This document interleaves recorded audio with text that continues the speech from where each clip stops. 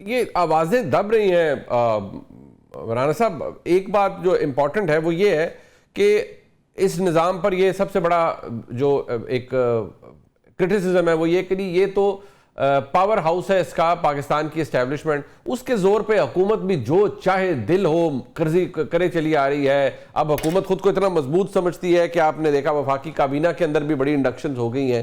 کوئی فرق نہیں پڑ رہا. آپ جمہوری اعتبار سے دنیا آپ کو اچھے طریقے سے نہیں دیکھ رہی. ابھی جس رپورٹ کا انہوں نے ذکر کیا کہ پاکستان کو ریپریسڈ قرار دیا گیا ہے, کچھ دن پہلے ایک رپورٹ تھے جس میں پاکستان کو کہا کہ پارٹلی فری ہے.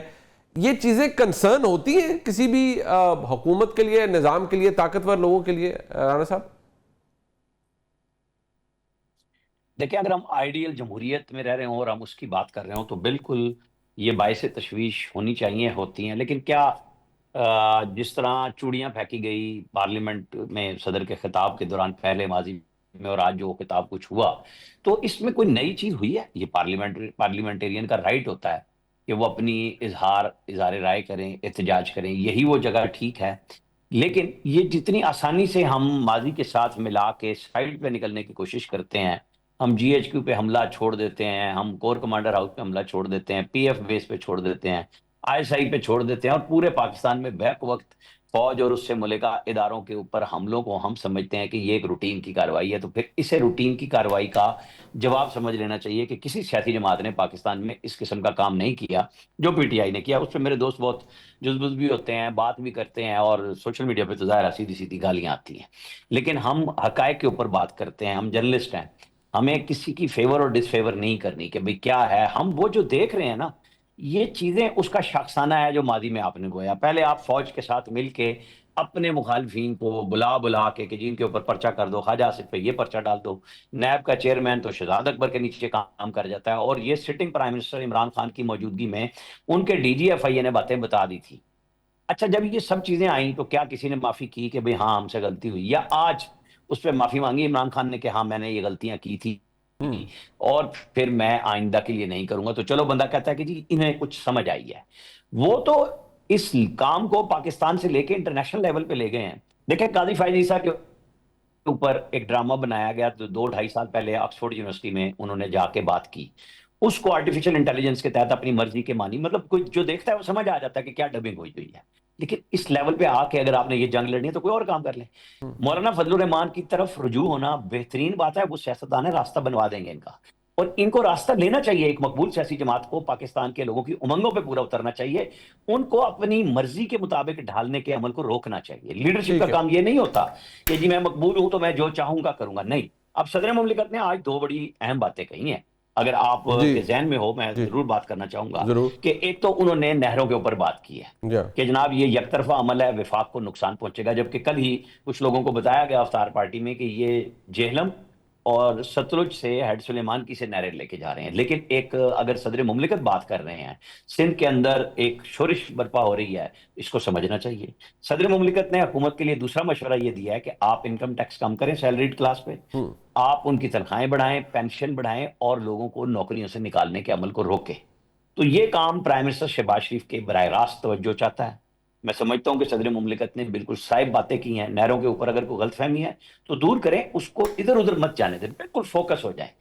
اور اگر آپ ڈاؤن سائزنگ کر رہے ہیں تو اس کے اوپر صدر کے پاس جا کے بریف کریں. بٹ ٹھیک ہے, بالکل ٹھیک ہے. ابھی ذرا میں اگر اس کور کے اوپر ہم بات کر لیں, ٹھیک ہے, میں ذرا مزمل صاحب بات یہ ہے کہ یا تو ہم یہ ایکسیپٹ کر لیں یا تحریک انصاف بحیثیت جماعت یہ ایکسیپٹ کر لیں کہ ٹھیک ہے جی ایک سپین ہے, ہم نے اپنا وقت گزارا ہے, ہم نے بھی زیادتیاں کی تھی, تو اب ہمارے ساتھ ہو رہی ہے تو چلے اس پہ کمپلیسنٹ ہو کے بیٹھ جائیں. لیکن وہ تو یہ غلطی ماننے کو انہوں نے تو کہا ہے کہ نہیں, جو ہمارے ساتھ ہو رہا ہے اصل میں ہمارا مینڈیٹ چوری ہوا ہے, ہمارے لیڈر کو اندر ڈالا گیا ہے, لہٰذا جو آج ہو رہا ہے اس کی تو مثال نہیں ملتی. تو سوال یہ ہے کہ پھر ہم یہاں سے اس وقت تک اس معاملے کا اینڈ نہیں ہوگا جب تک کوئی یہ آگے ڈیٹرمن نہیں کرے گا کہ یہ سلسلہ اگر چلا ہے تو اس نے ختم کہاں ہونا ہے, اس کی اینڈ گیم کیا ہے, تاکہ سلیٹ کلین ہو جائے کہ دونوں سائیڈز نے اپنی اپنی باری اتار لی ہے. دیکھیں منیب صاحب, 90 کی دہائی میں ملک کی 2 بڑی سیاسی جماعتیں پیپلز پارٹی اور مسلم لیگ نون اسی قسم کی مہاجرائی کا شکار تھیں.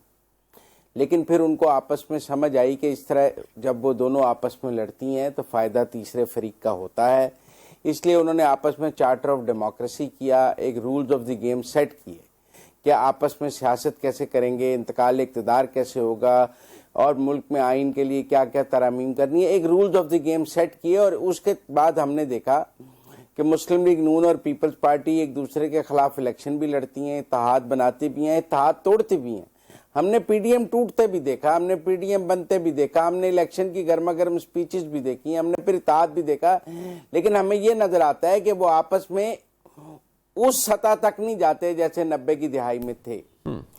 آج تحریک انصاف کو بھی ملک کی بڑی سیاسی جماعتوں کے ساتھ ایک چارٹر آف ڈیموکریسی کرنا ہوگا کہ وہ ملک کے باقی سیاسی جماعتوں کے ساتھ کیسے کو ایگزسٹ کرے گی۔